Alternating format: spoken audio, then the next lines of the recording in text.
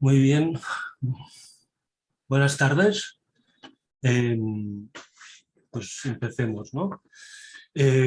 Bueno, bienvenidos a todos. Es un placer estar hoy aquí con todos vosotros, aunque seamos poquitos. Hoy retomamos nuestro ciclo dedicado a poetas de Iberoamérica que iniciamos hace más de un año y que bautizamos con el nombre de charlas magistrales, y al mando de las cuales está nuestro amigo, el poeta bengalí Subhro Bandyopadhyay, a quien saludo y agradezco su trabajo. Nuestra intención con este ciclo es dar a conocer al público de hispanistas indios bueno, y también de otras latitudes a poetas iberoamericanos y tratar, en la medida de lo posible, establecer un diálogo entre Iberoamérica e India.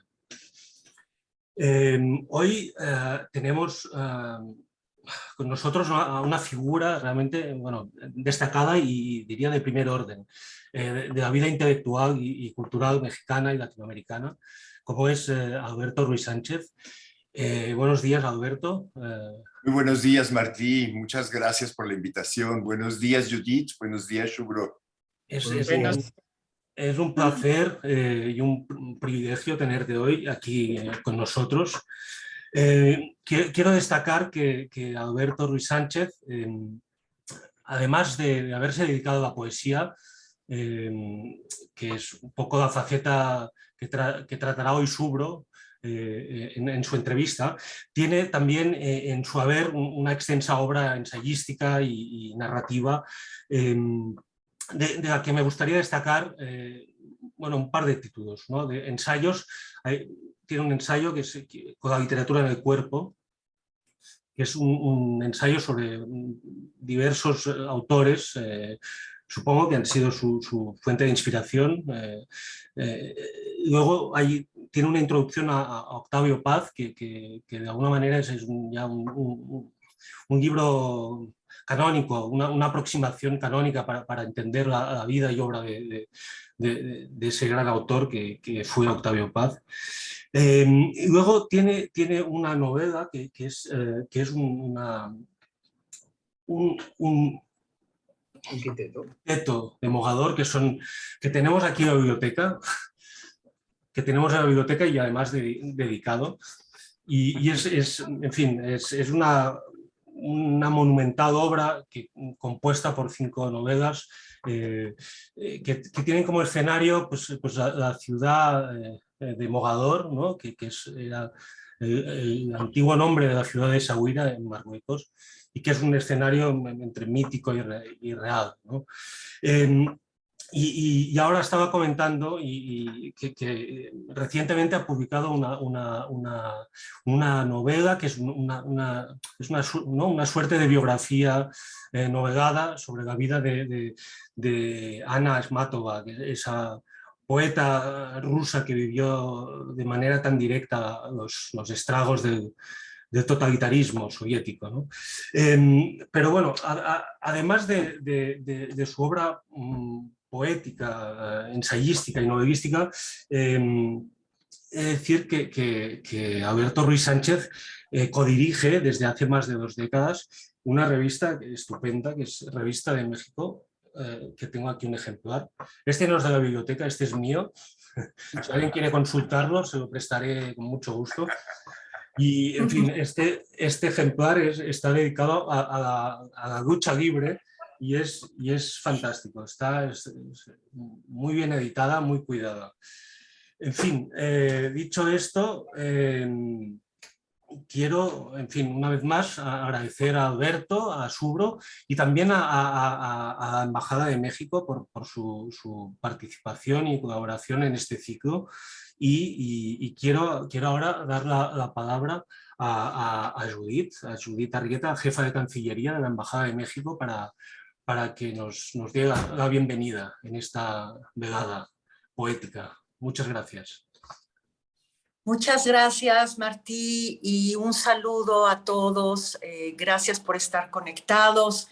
Es para nosotros un gran honor como embajada, en nombre del embajador Federico Salas, volver a retomar estas charlas magistrales con alguien de la estatura de Alberto Ruiz Sánchez, que conocemos de hace tiempo, que es un gran amigo, y lo has dicho muy bien, Martí, es realmente, creemos, un intelectual, una personalidad universal, porque no solamente está en la poesía, en el ensayo, en la novela, y ha tenido diversos premios. Y gracias en particular al comisario festival, a Subro, quien mantiene estas charlas y nos ayuda a meter el contexto de todo este conocimiento, de toda esta poesía aquí en India a través del Instituto Cervantes.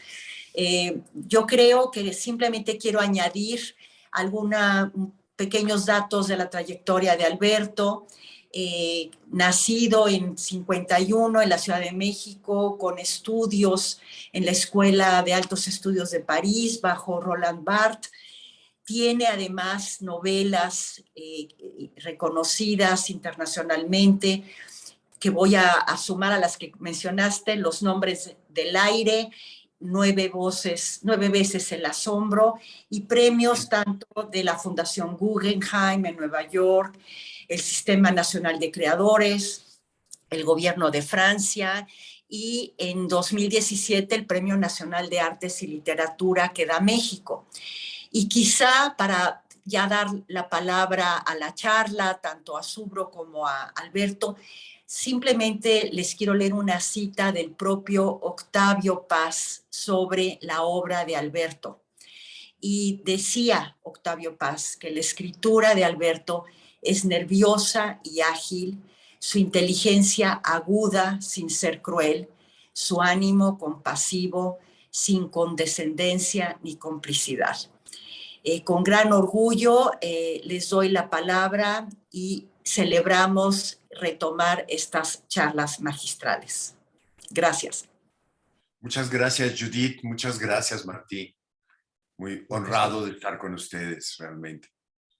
Muchas gracias.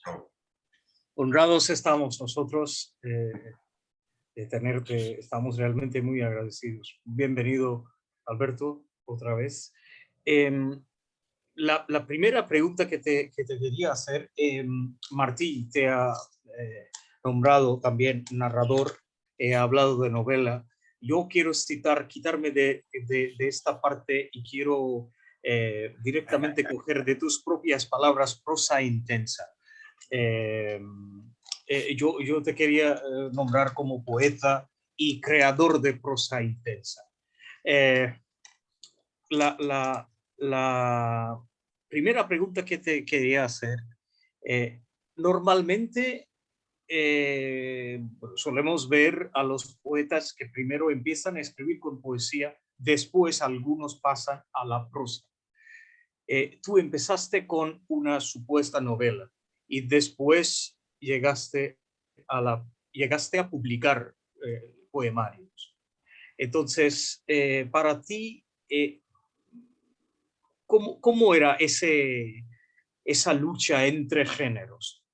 Sí, muchas gracias, Shubro, por poner sobre la mesa este tema. Quiero agradecer también, estoy viendo aquí en la lista que está el profesor Ganguly, y quiero saludarlo y agradecerle mucho que esté con nosotros. Me da mucho gusto por saber que está aquí.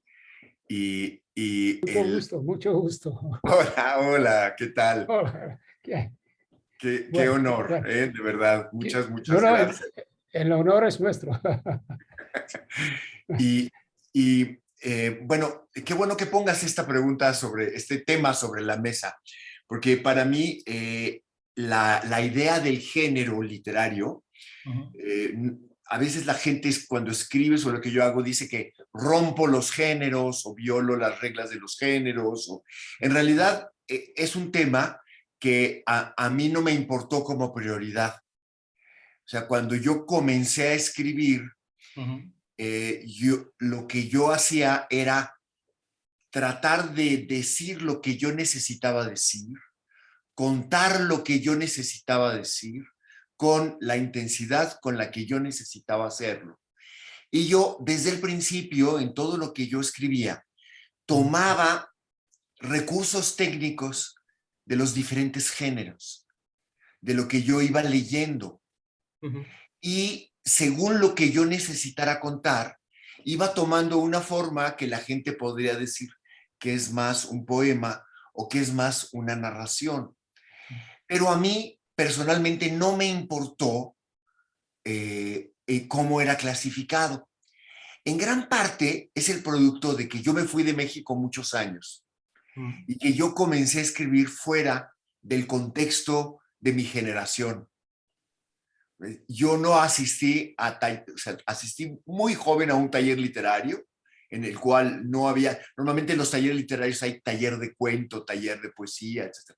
Yo nunca asistí a ningún taller, entonces nunca tuve la obligación de cumplir ninguna norma genérica.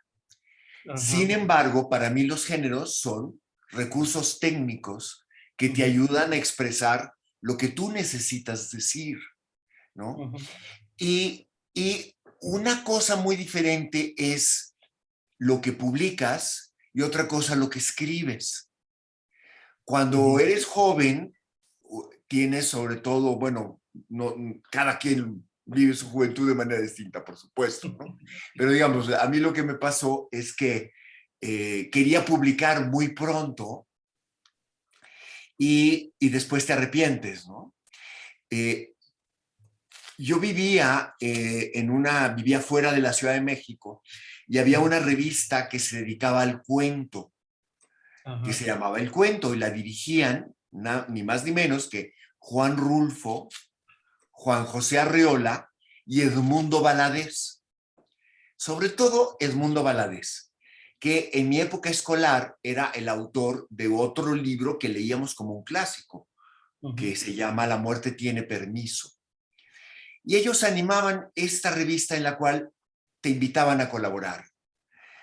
Publicaban cuentos de todas partes, traducían, y te invitaban a colaborar. Salía cada mes.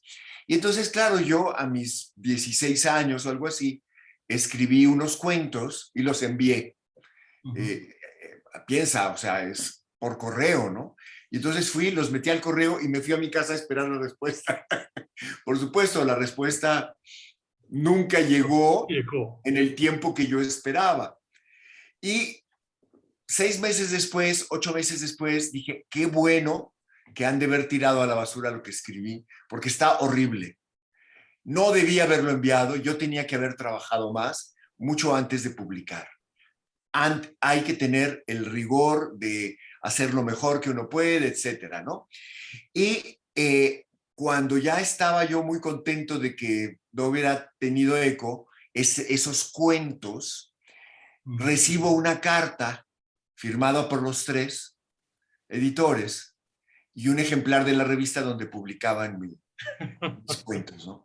Lo primero que me dijeron es, no sé si usted se dé cuenta, pero estos son cuentos y a la vez son poemas, porque usted está recurriendo a técnicas de la poesía y de la narrativa breve. Y entonces lo publicaron, y cuando yo lo vi publicado fue una gran desilusión. Claro, me encantó recibir esa carta, pero fue una gran desilusión porque estaba lleno de ratas. O sea, era muy breve y tenía como 10 errores, ¿no? Y por otra parte, ya no me gustaba lo que yo había hecho.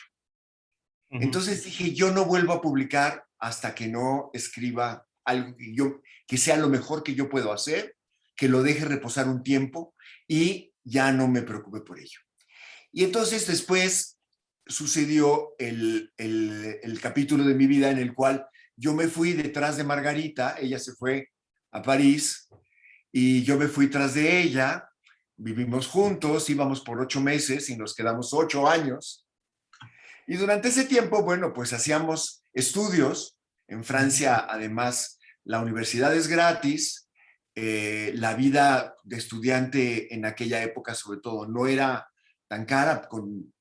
Comías en los restaurantes universitarios con muy poco dinero y hacíamos trabajos de todo tipo, vender pollo sobre mercado, en mercados sobre ruedas. En aquella época un trabajo muy normal era pegar carteles de espectáculos en las paredes con goma, con engrudo. Pegabas los carteles, cuidábamos niños, o sea, como llaman, babysitting. O sea, todo lo que se podía lo hacíamos.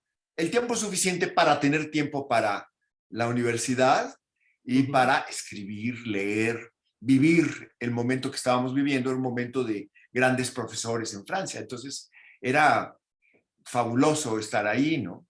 Y con el tiempo yo hice un libro que se llamó Los Nombres del Aire, que yo cuando quise comenzar a tratar de publicarlo, esto ya fue como 10 años después de aquel primer intento. Ese libro se publicó en 87, si no me equivoco. Se publicó en 87. Digamos que yo empecé a ofrecerlo como por 83, 84. Y lo envié a un concurso en España y después y lo iban a publicar, pero vino una crisis económica y Beatriz de Mora, la editora, me dijo, no lo puedo publicar en México. Fui a México y toqué puertas con Tusquets, pero no se publicó en Tusquets.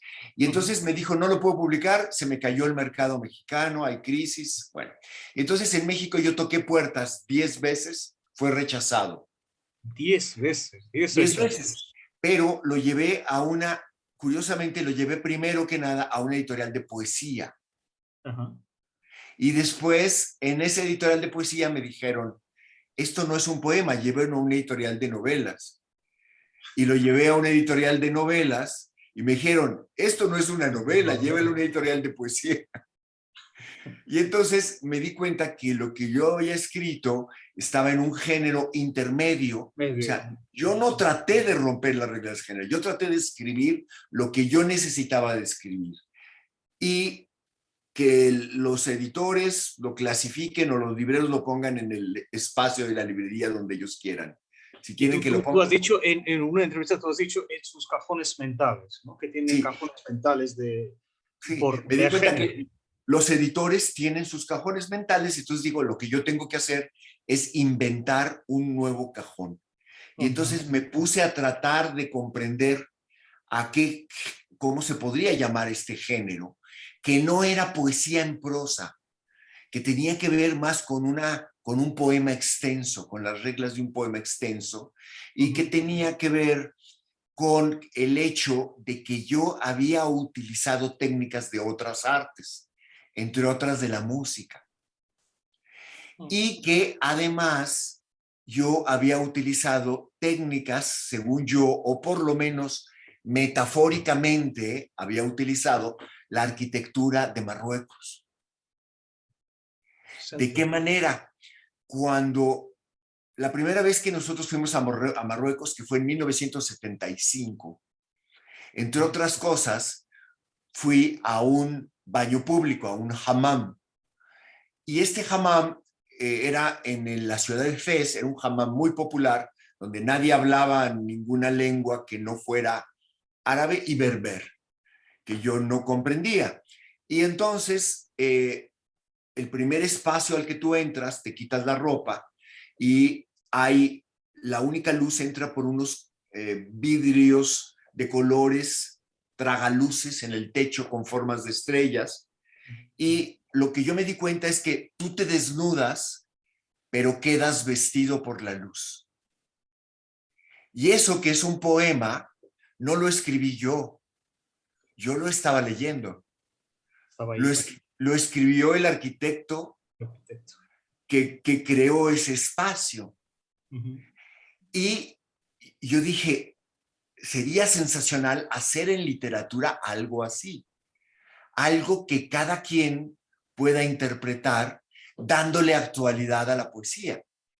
Y entonces el siguiente cuarto, eran varios cuartos sucesivos, como se sabe que son los hammams,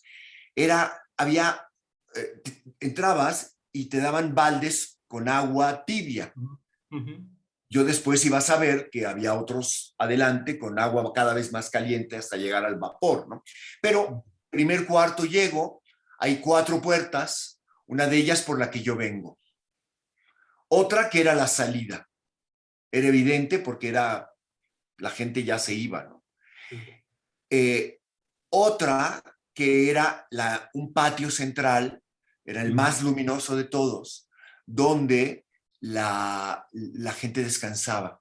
Después de haber bañado, lo que sea, la gente descansaba, fumaba, conversaba, tomaba un té. Y después había otro cuarto al fondo, que era más oscuro y más caliente. No había ninguna flecha que dijera salida, patio, continuación. Lo que había era luz y temperatura. Y entonces yo me dije, ¿cómo puedo yo escribir un relato en el cual cada parte del relato esté sobrecargada de sensaciones que inviten a la gente a seguir o a salirse o a descansar o a regresar por donde vino, que es lo menos común, ¿no? Y entonces, a partir de ese reto de crear una prosa y una narración que con los recursos de la poesía apelara a los sentidos con enorme fuerza, más que a la trama y al suspenso, construí Los nombres del aire. Y entonces, a eso yo lo llamé prosa de intensidades y comencé a escribir sobre qué otros autores habían escrito algo similar, por lo menos en fragmentos, de dónde podía tomar recursos que pusieran en cuestión la división tan categórica de los géneros, ¿no? Me encantaba, bueno, yo en Francia había hecho una tesis sobre Pasolini, que me interesaba no solo como cineasta, sino como novelista. Él es un novelista que, como tenía los recursos del cine, apelaba mucho a lo sensorial. En una encuesta periodística, cuando a él le preguntan, señor Pasolini, para usted, ¿qué es la prosa? Él respondió, la prosa es la poesía que la poesía no es. De ahí, pues es muy fácil ponerte a pensar y a explorar cómo muchas de las primeras narraciones épicas están versificadas. Y la importancia de comprender la versificación, incluso en las lenguas que uno no entiende, por lo menos tratar de comprender qué significa la versificación y qué añade a la narración la versificación en toda la literatura que conocemos. Y digo, estoy saltando de temas, ¿no? Pero, por ejemplo, otro tema importante es que pensar que los géneros como los pensamos ahora son productos culturales e históricos.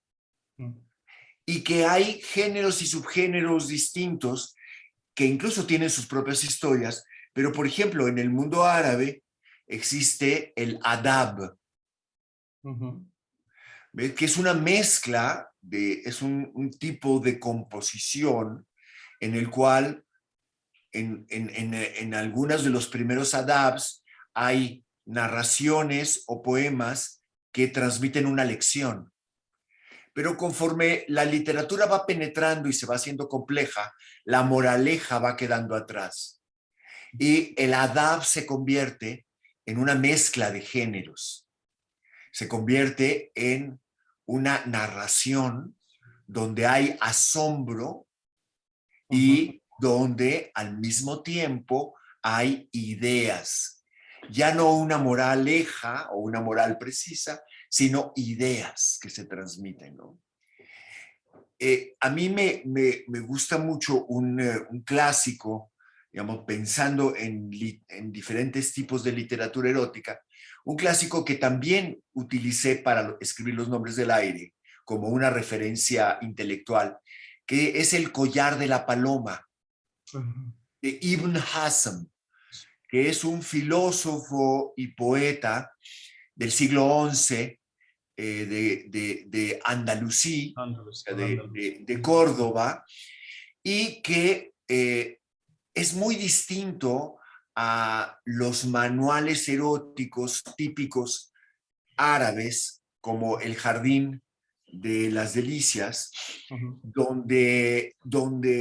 perdón, El Jardín Perfumado, que es un manual hecho para el placer del jeque, ¿no? Que es, trata de ser. Y entonces la idea de el collar de la paloma es que es un tratado que explora el amor desde puntos de vista como, por ejemplo, hay un capítulo que se llama De las señas del amor que se hacen con los ojos. Entonces, es cómo descifrar los mensajes amorosos a través de la mirada, ¿no? No es un Kama Sutra, o lo es en el sentido más amplio, ¿no? Es un tratado de filosofía del amor, ¿no? Es un tratado de leerlos, el lenguaje del cuerpo del amor, el lenguaje del amor en el cuerpo. Entonces, ese libro, Los nombres del aire, está alimentado de muchas de estas cosas. Está alimentado también de algo que yo descubrí en la artesanía mexicana, en una falda que se llama enredo, es decir, son faldas que se tejen como tubos y que en la orilla de la cintura hay pequeñas figuras. Y estas figuras cuentan una historia. Lo que me pareció interesante es que cuando tú la vas viendo, no sabes cuándo comienza la historia, ni sabes cuándo acaba. Según comienza donde tú te detengas a leerla, ¿no? Y entonces yo pensé, a diferencia de la narrativa tradicional o de la novela en la que muchas veces para hablar del pasado haces lo que en cine se llama un flashback, un salto al pasado. En realidad, tú puedes comenzar un relato en cualquier momento del círculo. Si es cierto que el tiempo es circular, estableciéndolo, es muy diferente de una cinta de Moebius, ¿no? donde vas por los dos lados. Aquí lo importante para mí, es que en Los nombres del aire, el relato comienza casi por el final, pero no dice, vamos a ir ahora al pasado. El personaje principal solamente camina hacia las escenas que van a explicar por qué ella estaba melancólica en la ventana. Pero nunca se dice, estas escenas van a explicar. Tú como lector puedes pensar que aquello sucedió después porque sucede después en el libro. Y entonces tú tienes aquella falda, me enseñó, aquel textil tradicional mexicano, me enseñó que además del tiempo de la escritura, además del tiempo del contenido de la narración, y la narrativa pone más énfasis en eso, hay que darle importancia al tiempo del lector. Entonces tú tienes 3 tiempos. Normalmente la gente cuando habla de literatura piensa en 2. Pero tú tienes el tiempo de la lectura. Y entonces lo que yo trato de hacer en esta narración es darle más importancia al tiempo del lector, que es el tiempo con el que tú mueves la falda, que es lo mismo que sucede cuando yo entro al baño público, al hammam, y leo que la luz me viste después de haberme desvestido. Y eso es un recurso de la poesía, finalmente, de la poesía performativa, ¿no? Donde cuando tú lees un poema, cómo lo lees es fundamental, ¿no? Y entonces, por supuesto, ve, como en todo esto que ves, no tiene nada que ver con decir la novela es así, debe ser así, o el poema debe ser así, sino tiene que ver con que yo quería contar esta historia porque además es el tema principal es el deseo, pero está escrito desde el deseo. Y eso lo hace distinto. También la emoción que yo siento y que quiero que sea que con esa emoción sea leída, es parte del libro, ¿no? Más que el suspenso de quién fue y cómo terminó la historia. Entonces, bueno, perdón por la respuesta larga, pero es un poco para explicarte. ¿Por qué no nos lees el comienzo de Nombres del Aire un poco? Con mucho gusto. Mira, como dice, no venía preparado. No, sí venía preparado. Aquí está. En la recopilación del Quinteto de Mogador aparece como segundo libro, porque el primero, el que aparece como introducción, ese es el que escribí al final, ¿no? Que se llama 9 veces el asombro. Entonces, los nombres del aire.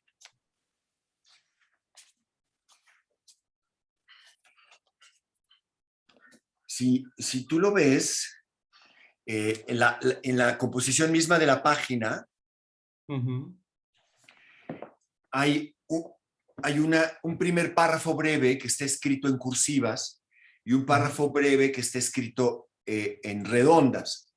Y entonces trata de ser dos elementos, es como, lo que trata de hacer es como una mano que es diferente cada dedo, pero con la lectura, al entrecruzarse, se hace una continuidad, ¿no? Pero cada uno tiene una característica diferente.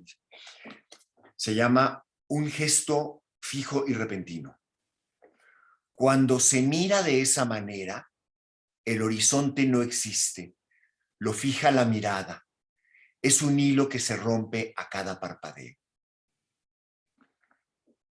Ella miraba fijamente la línea que el cielo y el mar comparten durante el día, la orilla que pierden cuando llega la noche a unir en secreto todas las telas. Ya en la oscuridad, era una línea de estrellas la que sus ojos fijaban, una línea clara, reflejada a lo lejos sobre el agua. Siguiente párrafo, de nuevo en cursivas. Ni el vuelo de los insectos sobre sus párpados podía cortar los hilos extendidos por su mirada. Nada hacía de sus pestañas inquietas alas. Siguiente. Fatma miraba así la lejanía, la última línea azul donde el océano parece quieto. Y aunque en sus ojos no se reflejara la profunda respiración del mar, al entrar el aire en su pecho, parecían levantarse en él olas que luego descendían con suavidad, una tras otra, sobre las playas altas de su vientre. La tela, ligeramente rojiza que la cubría, casi un velo, daba a la piel clara de sus senos, de sus hombros, de su espalda, un color de arena muy mojada.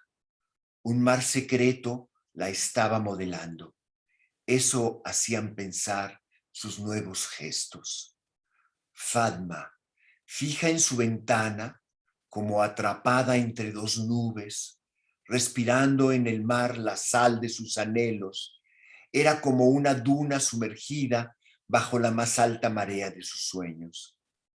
Parecía que un mundo nuevo había surgido en su cuerpo, poseyéndola lentamente, de la misma manera en que la noche se va apoderando de todos los rincones de una casa. Excelente. Este es, bueno, si tú lo llamas, es para mí eso es poesía, eso ya es una poesía con unos fragmentos narrados, quizás con un poco de narración, pero es poesía. Entonces, te quería preguntar, tu estancia y tu contacto con esos grandes maestros postestructuralistas, ¿te influyeron de alguna manera en tu crear ese pensamiento? Sí, por supuesto que digamos, ponerse, o por lo menos de la manera como todavía se vivía en la época en que yo fui estudiante en Francia, o sea, el maestro era un malem, en el sentido que se dice en Marruecos, un maestro espiritual, ¿no? O sea, tú eres iniciado a un círculo, ¿no? Entonces, Fue para ti una de eso las fue Roland Barthes. Sí, fue una de las cosas que me atrajo cuando yo quise estudiar con Roland Barthes. Yo leí un texto que él había escrito en una revista sobre cómo eran sus clases. Y entonces él hablaba de una especie de falansterio, ¿no? O sea, como de reunión de unos pocos. Y de hecho, cuando yo escribí para solicitar ser admitido en su curso, él me explicó, mire, yo tengo el curso masivo, que es la conferencia que da, donde iban cientos de personas, y un curso en el que máximo tengo 9 personas. Y entonces, claro, yo le dije, a ese es al que yo quiero ir. Y entonces me dijo, bueno, cuando venga hablaremos, ¿no? Por lo pronto inscríbase en el grande.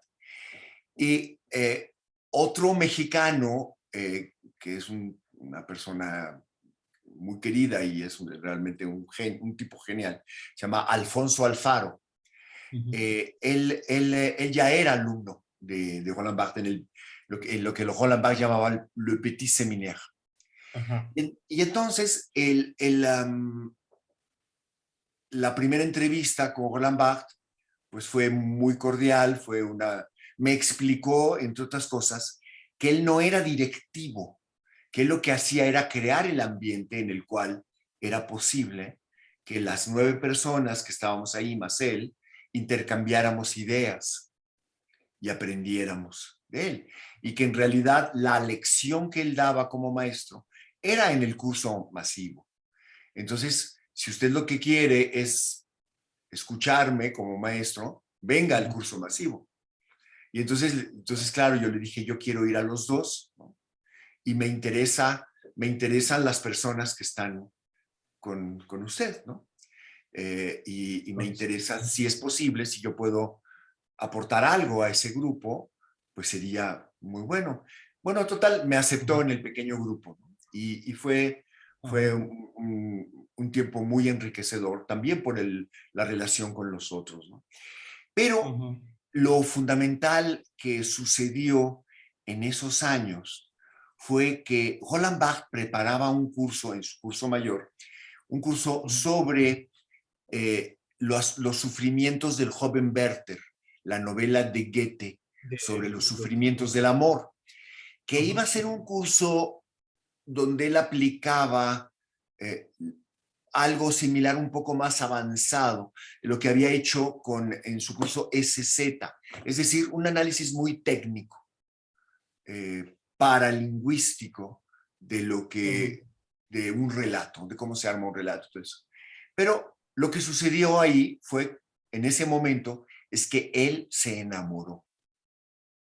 Y entonces él dijo, ¿cómo puedo hablar del amor y hacer el análisis de un texto fundamental sobre el amor?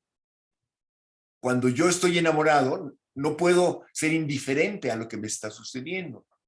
Y entonces él empezó a incluir en el curso las conversaciones que tenía, las escenas de celos, la cita fallida, o sea, todo lo que sucedía en la historia de amor, leyendo al mismo tiempo los sufrimientos del joven Werther, y creó un libro que se llamó con el tiempo Fragmentos de un discurso amoroso. ¿Y cuál fue la lección fundamental que también obviamente se transmitió al pequeño seminario? Es que tu vida tiene que formar parte del contenido de lo que estás haciendo. Y que tú, cuando utilizas un concepto de análisis, el concepto, el instrumento de análisis, lo tienes que hacer a la medida de tu cuerpo,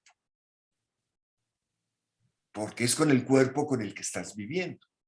Y entonces yo recordé de nuevo el tema de los artesanos de México y de todas partes, El artesano, por ejemplo, en los talleres de La Plata, donde están los grandes maestros plateros, tienen aprendices. Lo primero que tiene que hacer el aprendiz es hacer un martillo y todos los instrumentos a la medida de sus manos. Incluso para producir una jarra muy similar, tienen que volver a hacer los instrumentos, tienen que forjar todo el cincel y el martillo a la medida de su mano. Y yo me dije, es lo que hay que hacer cuando tú vas a escribir una tesis de análisis literario y no ser un epígono, es decir, un copión. No, y muchos alumnos hacían eso, tomaban los conceptos de Roland Barthes o de Gilles Deleuze o de otros profesores y no creaban conceptos que fueran los que ellos necesitaban. Se te fue la luz, Shubro. ¿Nos oyes? Creo que se le fue. Sí, ya está. Ya estás. Ya está. Ahora,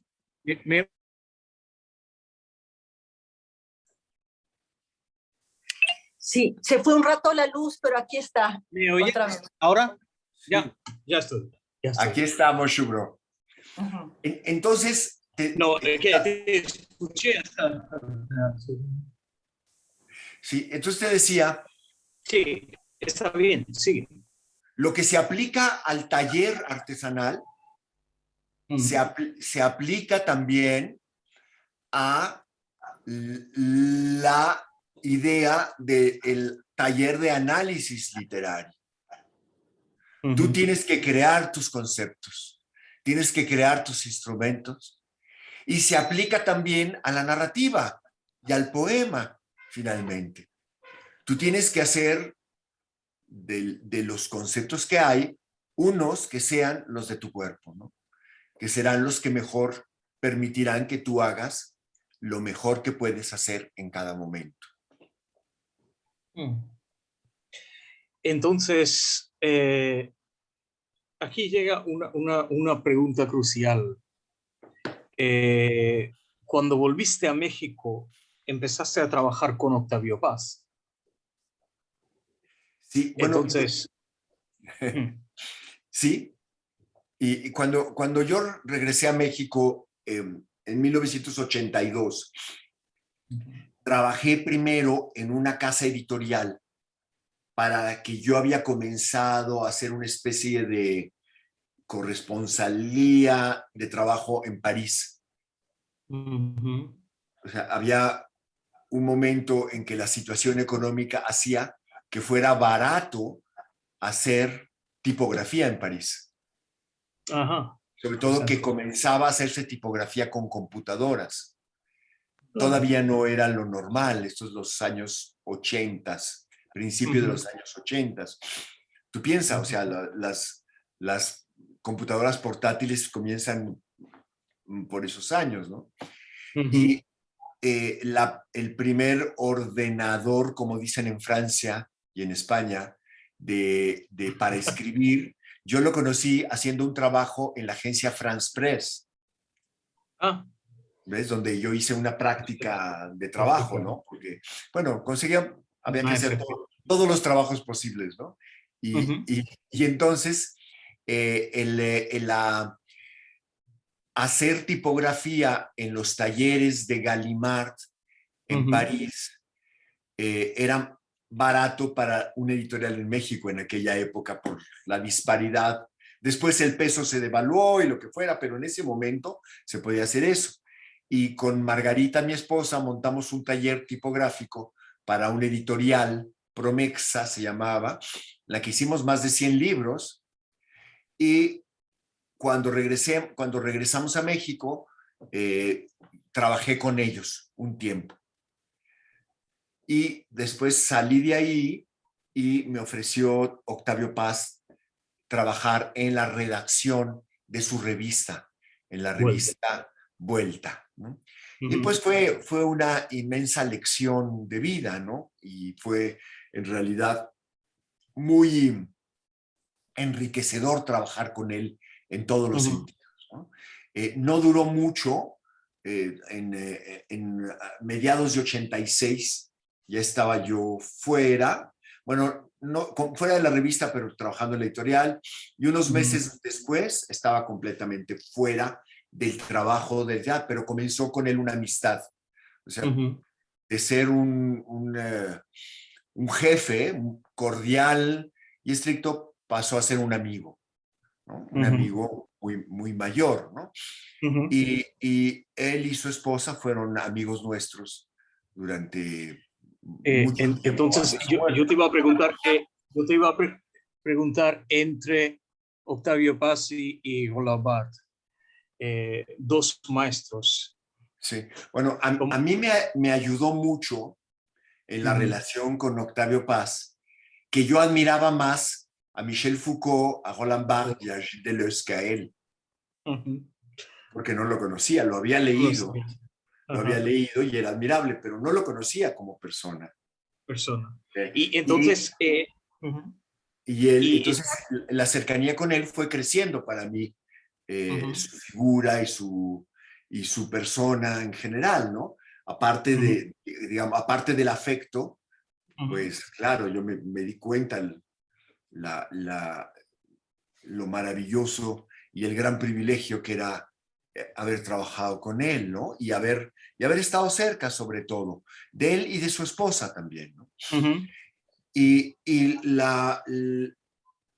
eran mundos completamente distintos, porque algo que me unía con Octavio Paz también, que nos permitía hablar de muchas cosas, tener muchas comunes, es que él había vivido en Francia y conocía a muchas de las mismas personas que yo había conocido, pero él vivió otra época. Tú piensas, o sea, yo viví los años 70, que era la efervescencia de estos personajes, pero a él le tocó vivir todavía los años, el final de los 40 y principio de los 50. Era otro París completamente. Sin embargo, uno de sus mejores amigos, que se llamaba Kostas Papaioannou, era un griego historiador del arte y al mismo tiempo marxólogo, porque había sido un historiador del arte comunista que se había ido a la Unión Soviética y por supuesto se había vuelto disidente y habían tratado de matarlo, y se convirtió en alguien alejado del marxismo, pero muy activo, pensador.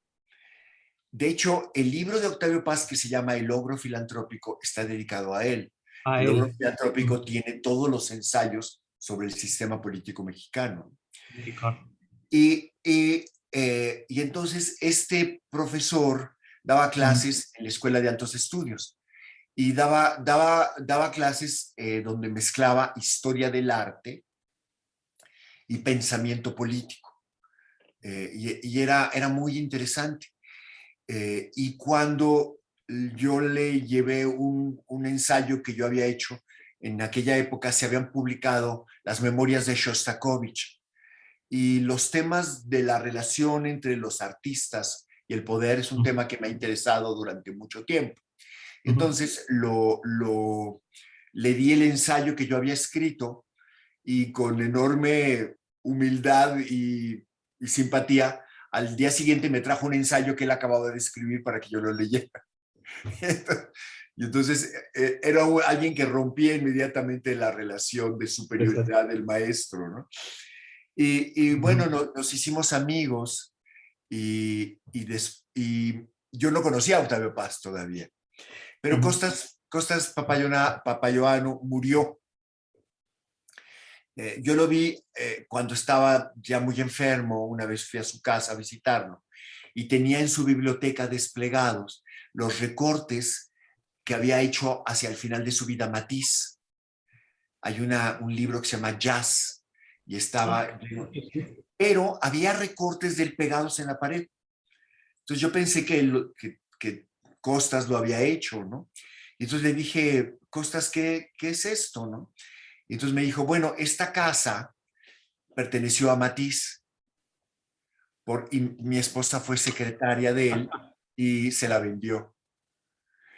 Y aquí en la biblioteca abrí el libro de jazz y lo tengo desplegado, porque él estaba ya declarado que no iba a vivir mucho tiempo, ¿no? Y entonces dijo, porque esto es lo que Matisse hizo los últimos días de su vida, una fiesta de alegría. Lo último que hizo fue, ya no podía ni dibujar, con tijeras hizo esto. ¿Y ve qué es? ¿Qué es esto? Es un carnaval de alegría. Y yo quiero que mis últimos días sean así. Y mezclado con los recortes de Matisse, tenía la portada del libro que le hizo Tamayo a uno de los libros de Octavio Paz, que se llamaba Águila o Sol, que es haciendo lo que en México llamamos un volado, que es lanzar la moneda al aire, ¿no?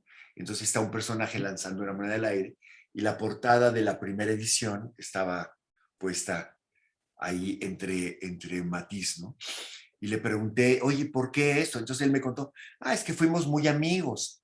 Y digo, ¿y cómo se hicieron amigos? Cuéntame. Entonces dice, pues mira, él llegó a un café en París, donde yo estaba también, y de pronto los dos estábamos tratando de impresionar a una rubia. Y empezamos a disputarnos por a ver quién impresionaba más a la rubia. Dice, total, que al final de esa noche terminamos como los mejores amigos. Y fuimos amigos ya para siempre. Entonces, seducidos uno por el otro, muy, muy rápido. Y fueron amigos toda la vida. Cuando Costas murió, yo todavía no conocía a Octavio Paz. Y yo escribí una nota sobre Costas en el periódico. Y Octavio Paz me habló por teléfono para decirme que habían sido amigos y que quería que nos conociéramos. Lo cual me sorprendió muchísimo, ¿no? Me habló a mi oficina, no me conocía de nada, ¿no? Claro. Sí. Entonces ves el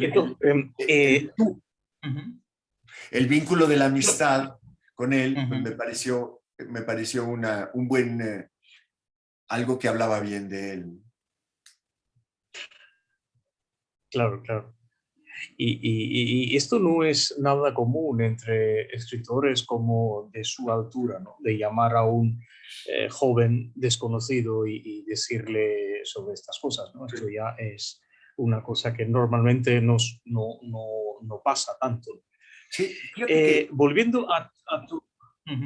Sí, volviendo por decirte estos gestos de Octavio, a mí me tocó, ya trabajando con él en la redacción, él era un hombre bastante atípico.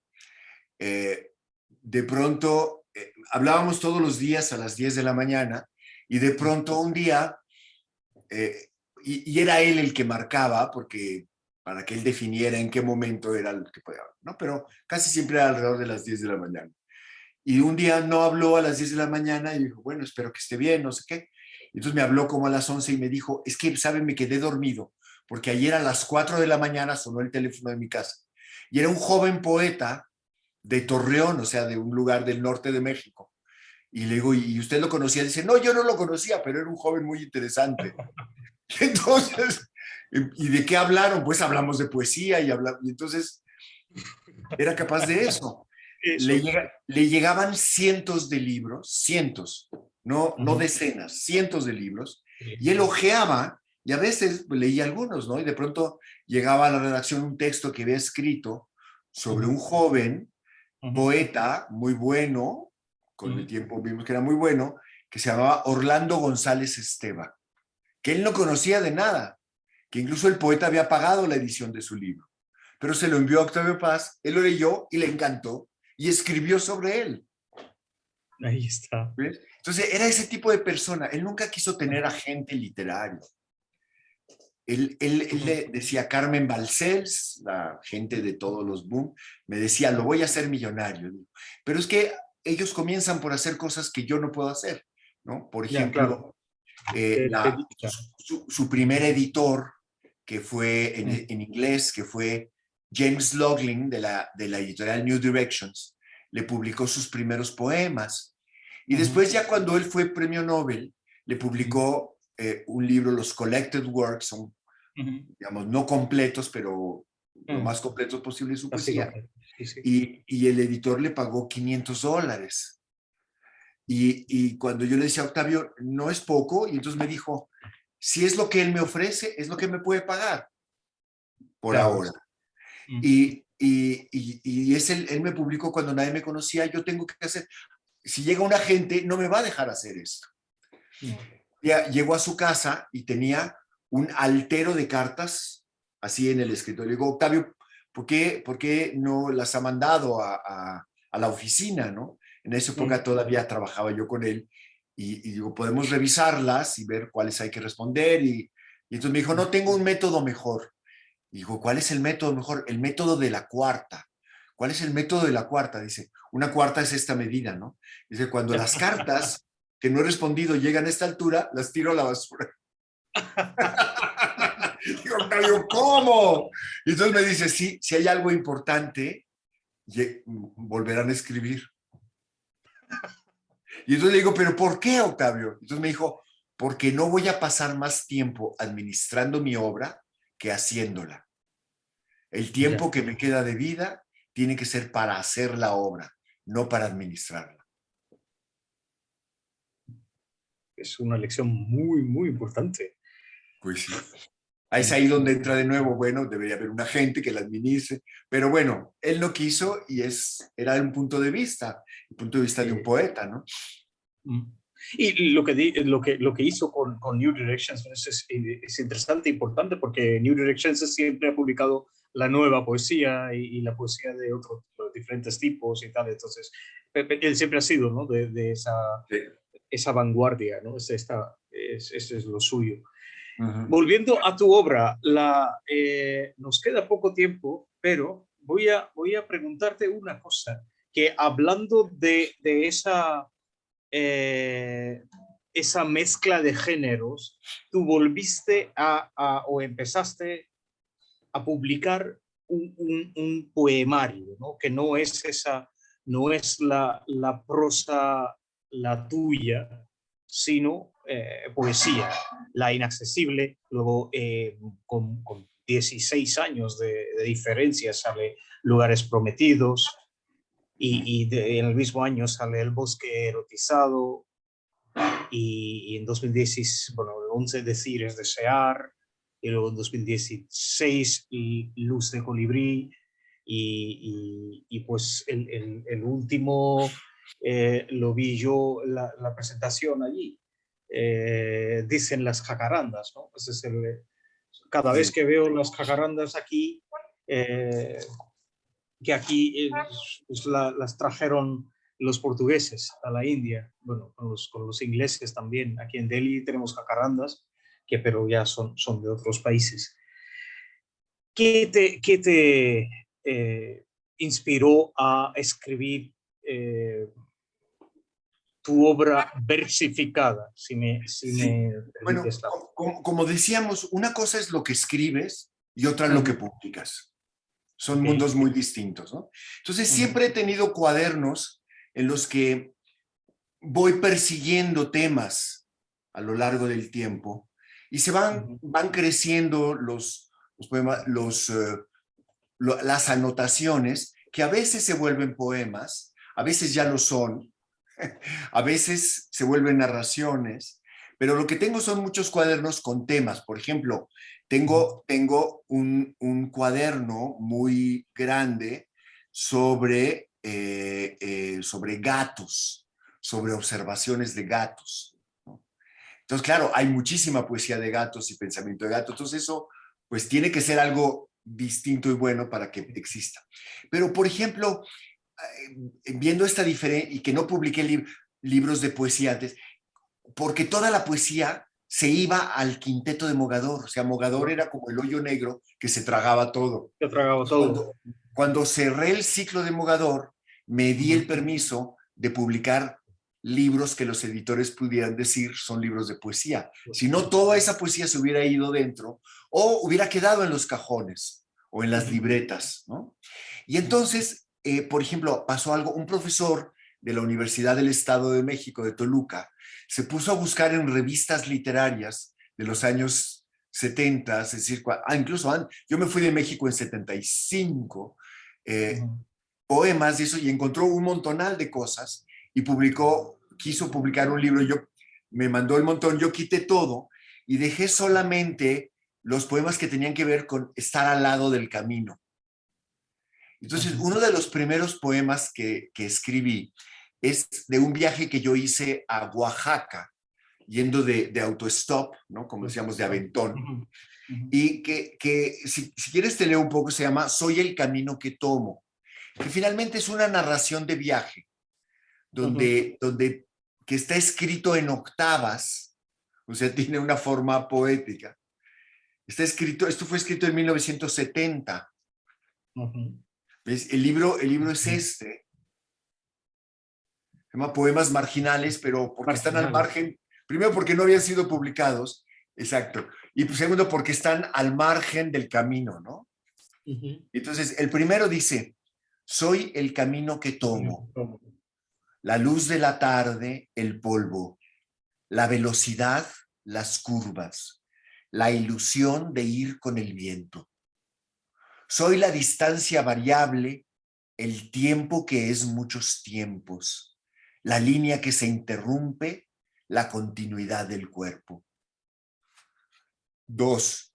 Soy un presente agitado, una inquietud satisfecha de llevar manos vacías y el sol sonriente en el pecho.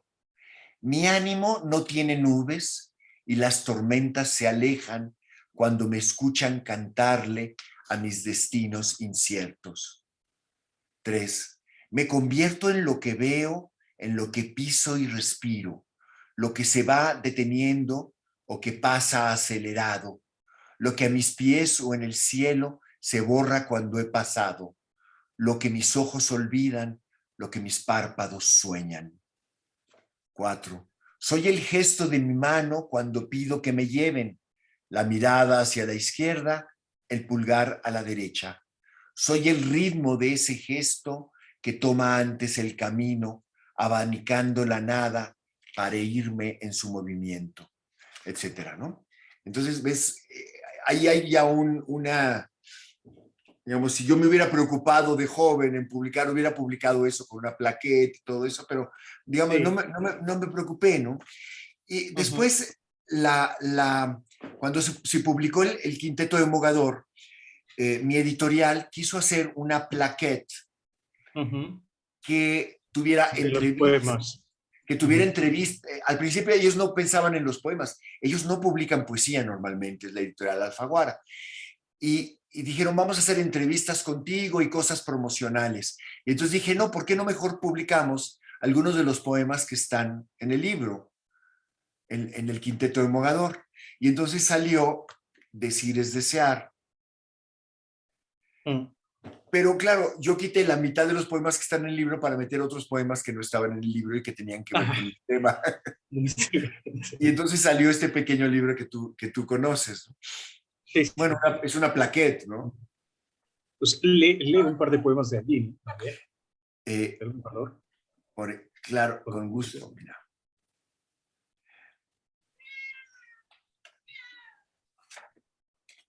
Déjame ver si...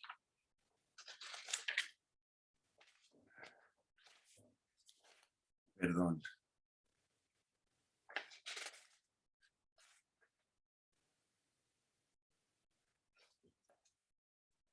Dice, por ejemplo, dice, déjame ser el lobo. Desde el lado oscuro de tu piel me iluminas. Déjame ser el lobo, sombra de sed y perro y hambre, que entra en la noche de tu cuerpo, con pasos húmedos titubeantes, por tu bosque incierto. Tu olor a mar me guía hacia tu oleaje, para tocar adentro la luna creciente de tu sonrisa.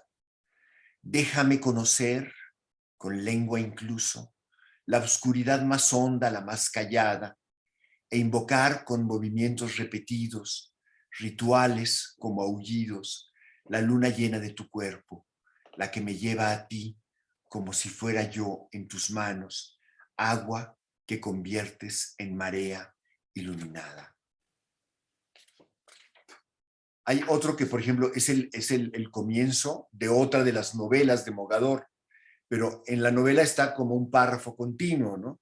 Y aquí bueno, cuando comenzó en Internet todo el fenómeno de los blogs, la gente creía que podía llevar un blog, es decir, un cuaderno donde anotar a diario, pero es muy difícil llevar un cuaderno si tú no tienes esa necesidad.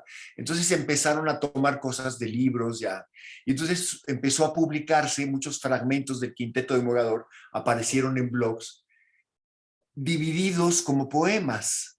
Es decir, que alguien se dio cuenta de la métrica que había y empezó a publicarlos como poemas, ¿no? Entre ellos, el comienzo de uno de los libros del quinteto. Y dice, llegó ese momento en que los amantes tienen ya los labios adoloridos de comerse uno al otro. Y hasta el viento que los toca enciende de nuevo sus sensaciones.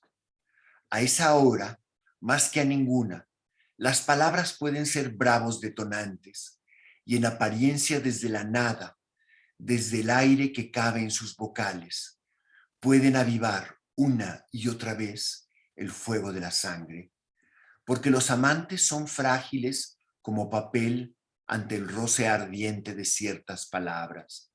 Los amantes se miran con los dedos, pero se dibujan y se tocan con la boca. Los amantes se escuchan incluso a través de sus silencios.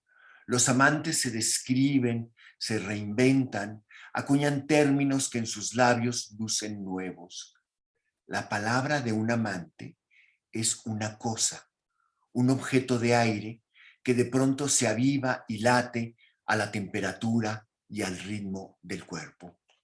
Y entonces, lo que sucedió al terminar el Quinteto de Mogador es que yo me di cuenta que gran parte de este libro yo lo había escrito en las madrugadas. Es decir, tenía que trabajar, ¿no? Entonces, en las madrugadas yo escribía. Y de ahí surgió un libro que se llamó Elogio del Insomnio. Pero me di cuenta que yo exploraba los márgenes.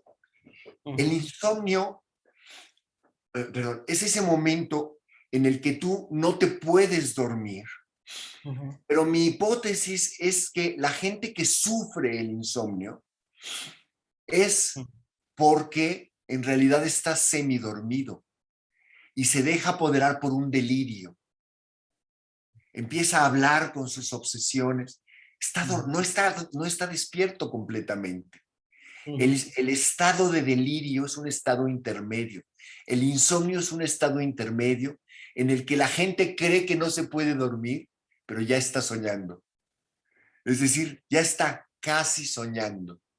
Entonces, estos estados intermedios me llevaron a tratar de explorar otro estado intermedio, que es el otro extremo de la noche, cuando despiertas. Y entonces comencé a tomar notas de la experiencia de despertar con la persona que amo, con Margarita. Y anoté, y anoté, y anoté. Y cada semana ese texto a veces se convertía en un poema. Y cuando me invitaron a colaborar en un periódico de política, yo dije, acepto solo si no me censuran. Entonces, claro, dice, no, aquí no hay censura. Dice, bueno, la prueba de que no hay censura es que me dejen publicar lo que yo quiera del tema que yo quiera. Tienes libertad. Entonces dije, bueno, voy a publicar un poema cada semana. Porque lo que la gente censura más es la poesía. No les gusta publicar poesía, ¿no? Y entonces dije, pero no solamente eso, voy a hacer un videopoema. ¿Por qué un videopoema? Porque la cualidad del Internet, creo yo, es ser fugaz. Y que sea un videopoema hace que todavía no sea la obra acabada, sino que sea un apunte. Entonces, la gente poco pudorosa, como yo, publica borradores. Los metes en Internet, nadie los ve, o los ve mucha gente, pero pasa rápido. En realidad, es muy distinto a hacer algo que tenga la categoría y el que merezca ser libro. Entonces, durante 3 años, todos los días tomé nota y cada semana hice un videopoema que puse en internet. De hecho, muy pronto, este periódico político que se llamaba Sin Embargo, lo quitó del internet todos los poemas. O sea, los metían en un canal de YouTube que incluso para buscarlo ni siquiera ponían mi nombre, ponían el nombre del periódico. Y después ahora solamente unos cuantos de esos aparecen porque cerraron el canal de YouTube que ellos tenían, ¿no? Después, bueno, con el cambio de gobierno, ellos ya se hicieron más complicados porque ellos, obviamente, como periódico político, tienen una relación con el gobierno, Claro, ¿no? claro. Y lo mío seguía por su camino. Ujú. Yo soy, incluso lo que tratamos de hacer, Artes de México es una institución de confluencia, no de confrontación, ¿no? Y Ujú. entonces yo seguí haciendo poemas durante un tiempo, 7 años lo hice. Y los 3 años que escribí sobre la experiencia de despertar juntos me dieron 150 textos, 152 para ser exactos. Entonces yo comencé a editar esos 152 textos y saqué 90 poemas sobre la experiencia de despertar juntos, ya agrupados en 4 grupos. Y esos 90 poemas se convirtieron con el tiempo en 48, en 4 grupos. Uno que es el momento en el que todavía no sabes si estás despierto o estás dormido. Segundo, conjuros, en el momento en que suceden cosas extrañas, como por ejemplo, oír el ronquido de la persona con la que duermes. ¿Y qué pasa? ¿En qué la conviertes dentro de tu vida? Yo me di cuenta que tengo la manía de convertir todos los ruidos que vienen al despertar en parte de sueños. Se convierten en mar. Entonces se llama conjuros. Después, cuerpos, porque cuando despiertas, cuando estás despertando, no tienes mucha noción de qué es tu cuerpo. No tienes, esta idea del cuerpo con cabeza, piernas, eso viene después. Al principio hay una inconsciencia del cuerpo, ¿no? Y si duermes con otra persona, no sabes de qué es de quién. Y después, la cuarta parte es la luz, la experiencia de la luz, la experiencia luminosa, que puede ser erótica, pero no necesariamente. La sonrisa, la primera sonrisa, los primeros buenos días del día, es la luz, ¿no? Y entonces ese se llamó Luz del Colibrí. Esos 48 poemas, tú lo tienes también, que tienen como epígrafe un poema de un gran poeta que todos admiramos, que es José Ángel Valente, ¿no? Que dice que en la luz del amanecer, el pájaro, perdón, a ver, si quieres mejor lo leo porque es muy bello, es de Valente, pero de ahí tomo el nombre, ¿no? Dice, dice, la pequeña luz de los colibríes en las ramas del amanecer. Bebían la flor, bebían su naturaleza en ella. Y la flor despertaba súbita en el aire, encendida, incendiada, embebida de alas. La flor se convierte en colibrí, el colibrí se convierte en flor. Entonces es un poco lo que sucede con los amantes, ¿no? Y es un poco una idea implícita a lo largo de todos los poemas que hay en este libro, ¿no? Que es el libro del despertar. Y entonces, por eso es la exploración de otro momento intermedio. Al hacer la composición de los 48, ya teniendo los 48 poemas, yo traté de hacer una especie de partitura de las intensidades, di colores a cada una de las cualidades dentro de cada poema y después al tener los 48 desplegados en una mesa, también los trabajé como una composición, ¿no?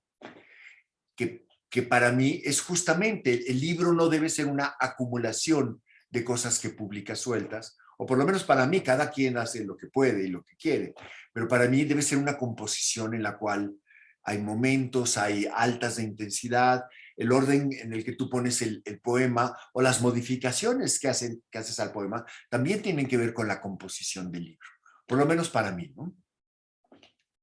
Y eso es Luz del Colibrí. Después viene el libro de las jacarandas, que tú ya lo has mostrado, ¿no? ¿Por qué no nos lees unos poemas de La Luz del Colibrí? Con mucho gusto.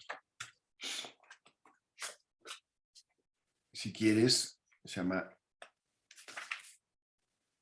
Uno es que sobre... El primer poema, que es como la declaración, ¿no? De cómo comienzas a existir gracias a la persona amada, ¿no? Y ella en ti. Se llama Despierta un río. Algo fluido como el tiempo nace entre mis brazos cuando tú abres los ojos.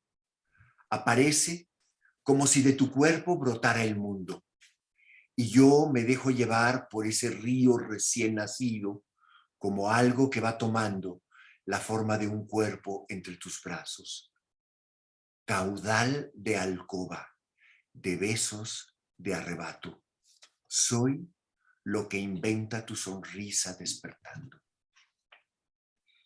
Más adelante, hay uno que dice, bebo en tu boca. Aquí hay un juego con la idea de que en la idea de alma y de la palabra espíritu en relación con el viento, ¿no? En la expresión, o sea, y dice, con la etimología de las palabras, ¿no? Pero bueno, no tiene nota a pie de página, se lee y se usa nada más, ¿no? Se llama bebo en tu boca. Bebo en tu boca el instante, la luz, el viento. Bebo en tu boca tu mirada, tus pasos, tu canto. Bebo en tu boca el amanecer, la flor que cae y un llanto lejano y lento. Bebo y no paro de beber el hilo tan sutil de vida en llamas que de tu boca a la mía salta uniendo en tu sabor, en el sabor de tu deseo, lo fugaz a lo eterno. Si es cierto que el alma es aire y que en la palabra espíritu hay un soplo, yo bebo muy poco a poco tu alma en cada beso. Y ahora pasando a la jacaranda, me gustaría que leyeras un poema que me encanta, Serpientes Sacrificadas, que está en la página 39. Con mucho gusto, gracias.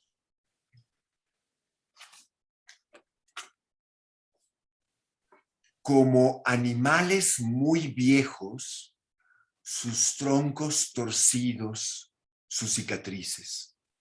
Y de pronto cambian de piel y ostentan 1000 escamas moradas. Por unos días son misteriosas mutantes, irreales, poseídas. Si desde abajo las miras, sus ramas más elevadas parecen brotar del cielo como venas muy finas.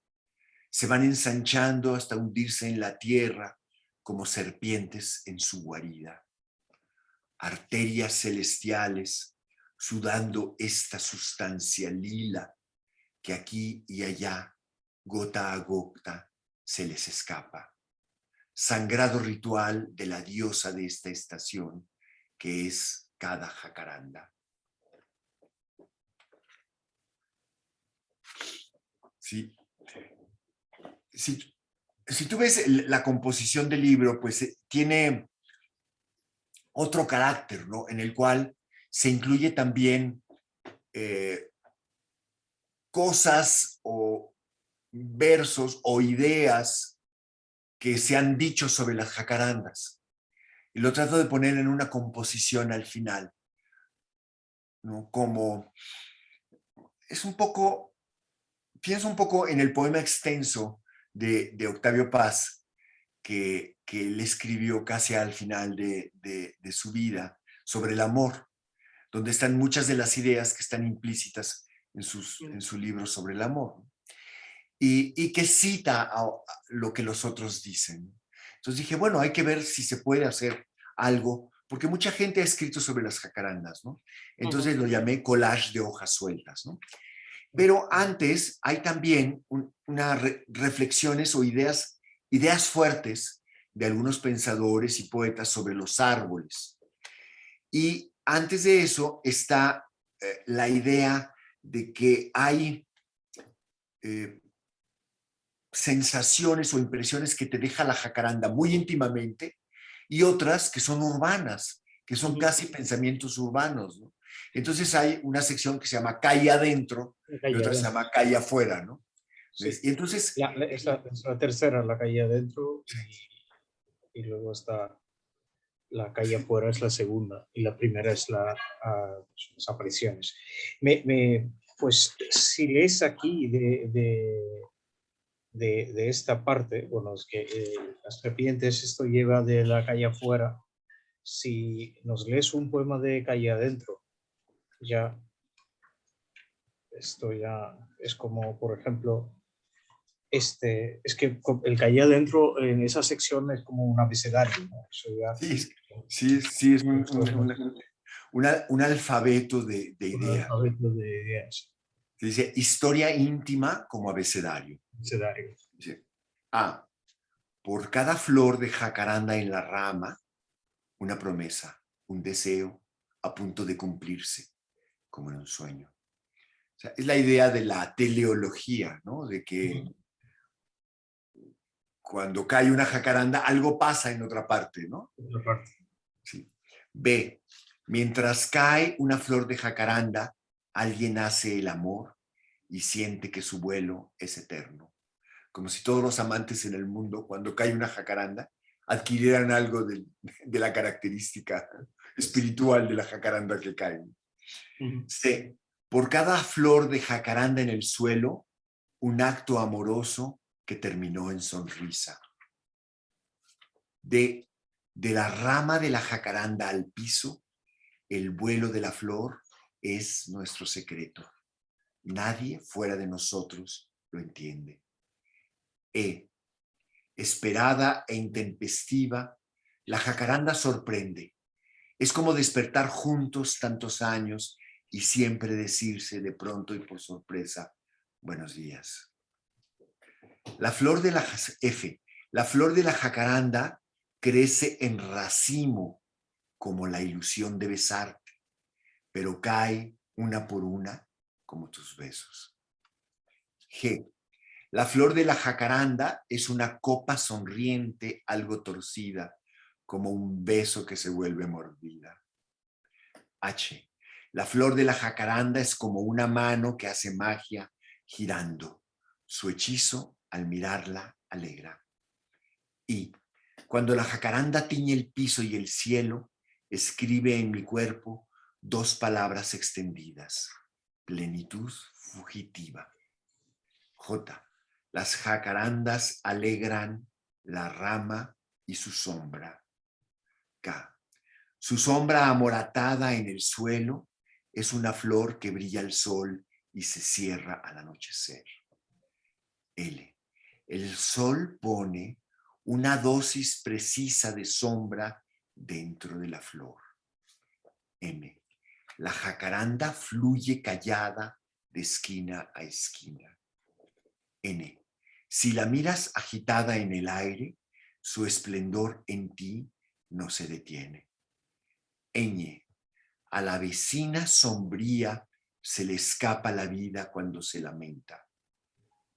Entre comillas, la jacaranda ensucia mi banqueta.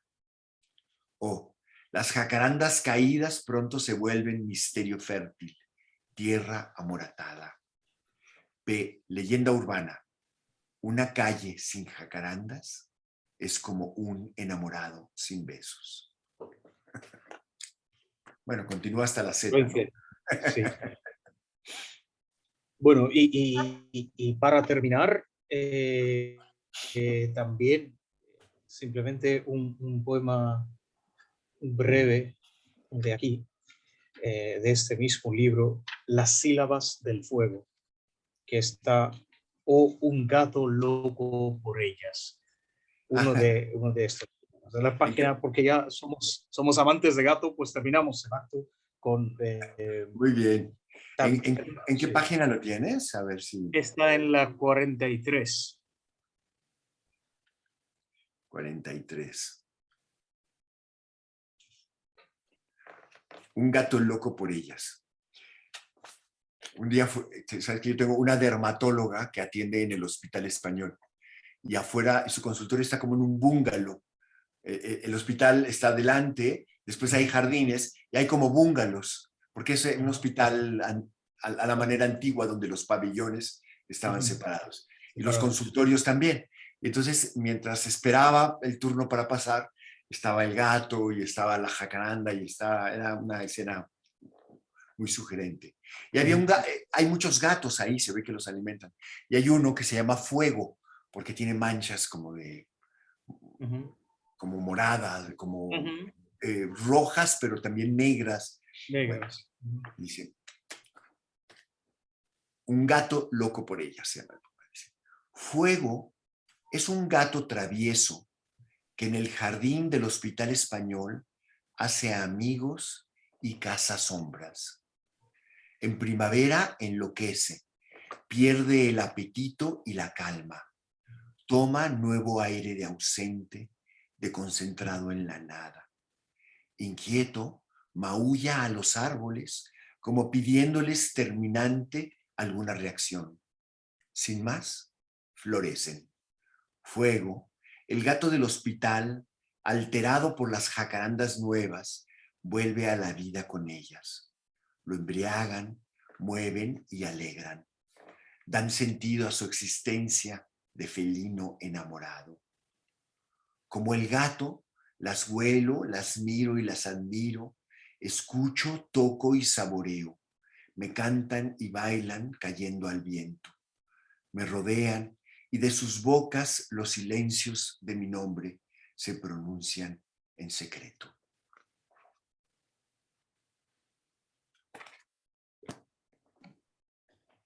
Bueno, pues yo creo que si Martí nos da el permiso, vamos a terminar la sesión aquí, o todavía podemos tomar una pregunta. Por supuesto, si alguien quiere Si alguien quiere preguntar, sí, abrimos la sesión. ¿Algún comentario, alguna pregunta si tiene alguien?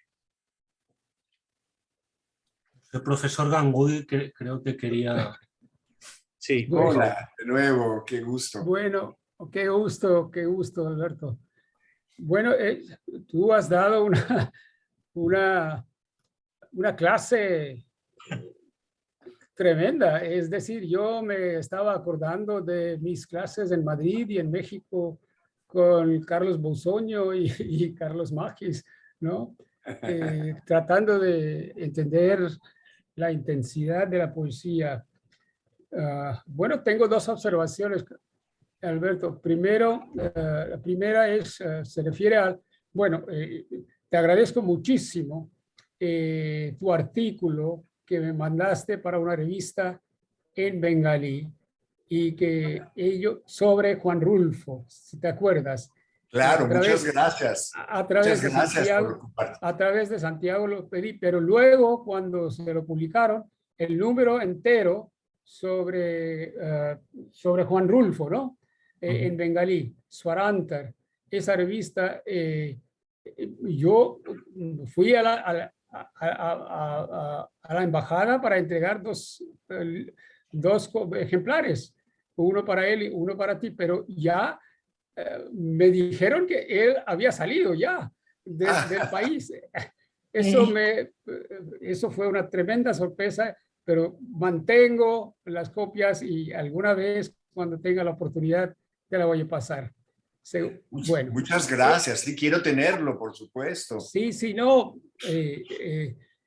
con referencia a ese artículo que escribiste y todo lo que has dicho hoy, es que ahora entiendo mucho más el artículo que escribiste, es decir, donde tú tú entras en la prosa de Juan Rulfo, que está utilizando, bueno, el ambiente del viento feroz que hay, y es cómo entra y qué tipo de palabras, qué tipo de intensidad de palabras puede expresar esa naturaleza, ese viento, ¿no? Esa intensidad.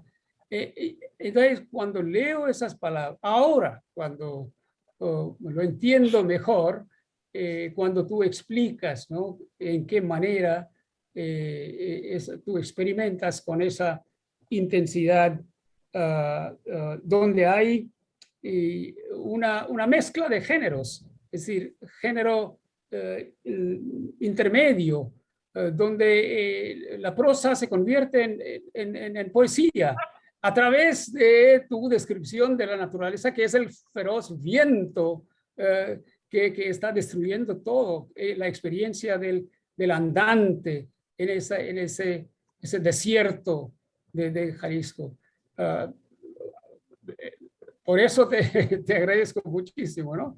Y yo pienso que otra gente también, ojalá que hubieran escuchando, pero tanto se necesita para explicar un artículo de esa dimensión que escribiste.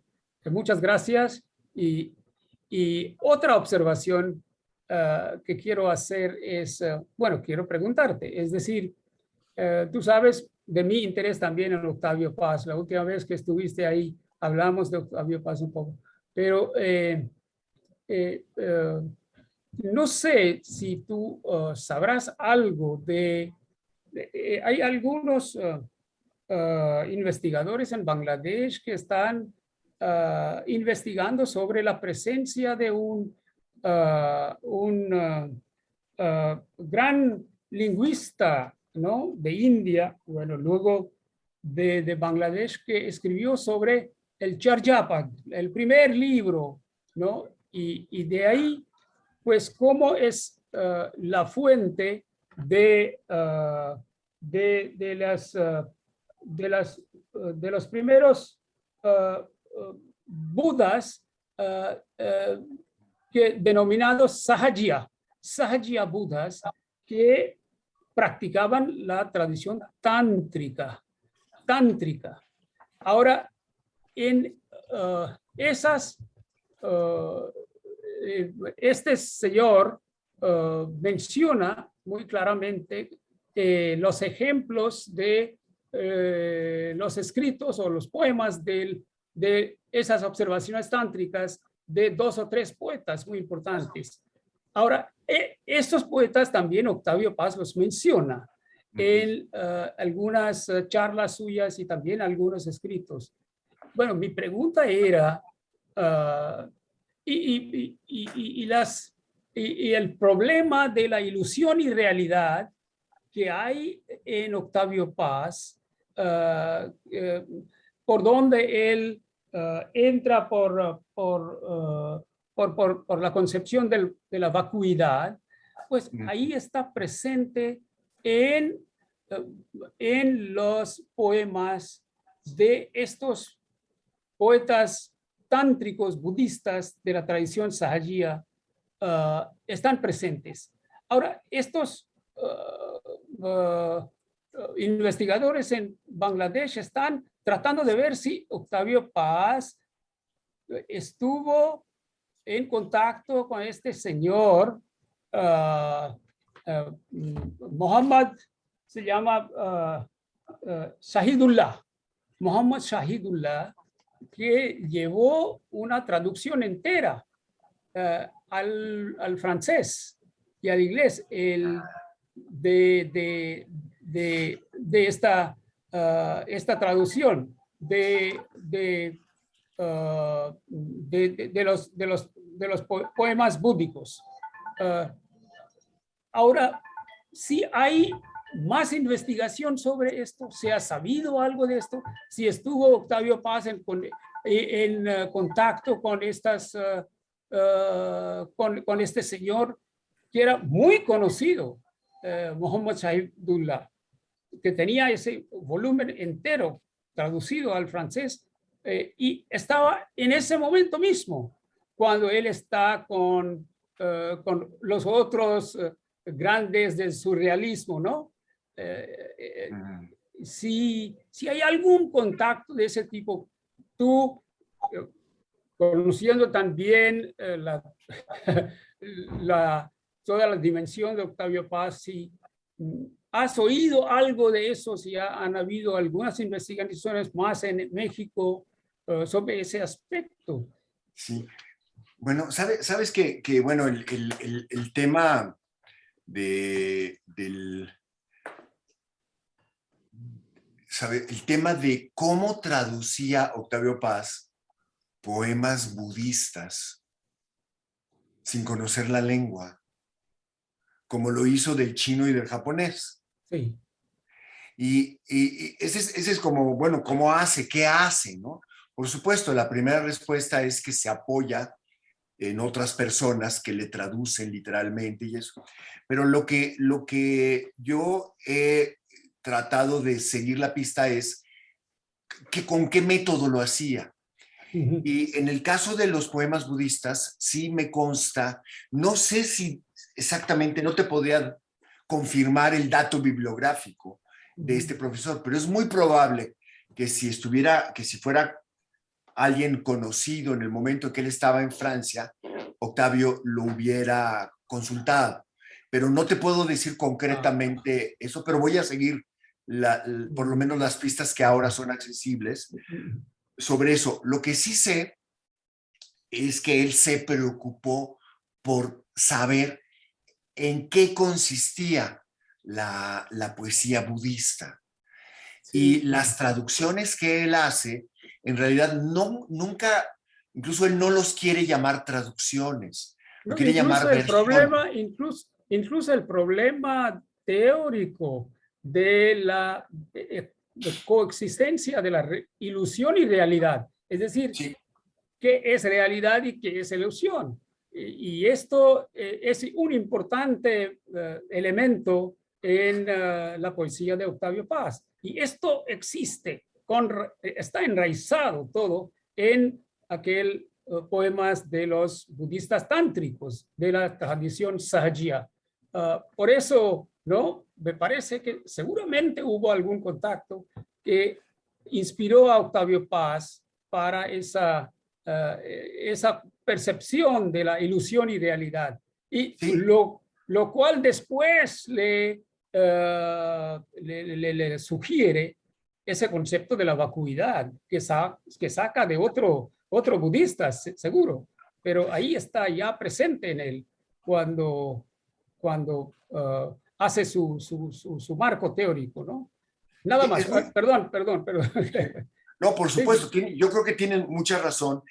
Son temas que están en él y él no daba un paso sin tener una enorme documentación. O sea, él para traducir un poema, lo que hacía era entrar en la poética del poeta, la poética de la época y la poética del contexto, en este caso la poesía budista. Y por supuesto que estos dos grandes temas de la ilusión y realidad y la vacuidad están a partir de ese momento muy presentes en toda la poesía de Octavio Paz. Y otra de las pistas es un diálogo que él hizo con Panikkar, con Raimundo Panikkar. Sí, eso lo he visto yo en una película también. Sí. Sí. Pero sobre todo, sabes, en la traducción, ahora va a publicar Galaxia Gutenberg una antología, porque generalmente cuando se habla de Octavio Paz y lo que trajo de la India, se da prioridad, por supuesto, al monogramático. Sí. Pero los poemas que tradujo, los poemas budistas, son fundamentales. Y seguramente hay esas dudas. Lo que te prometo es tratar de averiguar por mi lado. Muy bien. Muchas gracias. Pero no te podría confirmar ahora la referencia, ¿no? Hay muchas otras, ¿no? Sí, algunas de las que hablamos cuando estuvimos en aquella reunión en que te dieron el águila azteca, ¿no? Que fue muy lindo. Y es un tema muy, muy interesante, porque lo que sí es un hecho es que la India transformó a Octavio Paz y transformó su poesía, por supuesto, lo transformó a él y transformó su poesía. Y nada de eso era hecho sin un estudio profundo de qué se había escrito. Es decir, para Octavio, una de las dimensiones fundamentales de la India es cómo se comprende la palabra y el arte, ¿no? Porque él le importa mucho también el arte budista. Y de hecho, una de las tragedias de la gente habla mucho del incendio en el que se quemó la biblioteca de Octavio Paz. Pero en realidad la biblioteca no se quemó. Se quemó la sala de su casa, donde había algunos libros que eran sus primeras ediciones y los libros del padre. La biblioteca estaba en un cuarto atrás, detrás de una terraza. La biblioteca no se quemó. Lo que se quemó fue todo lo que ellos trajeron de la India y con lo que tenían, con lo que convivían en la sala principal, que es un poco el altar de su amor, ¿no? Pero también ahí es donde estaba el arte budista que él tenía. Y eso es tan importante como los poemas, ¿no? O sea, para él todo formaba parte de lo mismo, ¿no? Cuando yo le preguntaba de qué manera hay una transformación de Octavio Paz en la India, él dice, porque todo se volvió envolvente. Y el arte y la palabra, todo eran uno, ¿no? Sí, sí. Y el amor, por supuesto. Claro, por supuesto. Muy bien. Pues, Subro, si te parece, vamos a cerrar la sesión de hoy. Bueno, yo en nombre del Instituto Cervantes quiero agradecer una vez más a Alberto Ruiz Sánchez por su tiempo, su amabilidad y su generosidad. Y espero que podamos continuar esta conversación en vivo algún día aquí en una versión real. Sí. Que sea pronto. Hay que tener una segunda versión. Sí, y traer algunas de las respuestas. Bueno. Muy bien. Y muchas gracias por publicar ese texto, profesor Ganguly, el texto de Rulfo y el viento, que es un tema que me interesó mucho. Oh, y ese artículo era un fenómeno, porque interesó mucho a muchos narradores bengalíes. Qué bueno. Ese punto de vista. Sí. Muy bien. Y yo le escribí una carta, pero no recibí respuesta. Porque usted. ¿No recibió? No. Qué pena. Ay, bueno, tenemos ahí algo que continuar.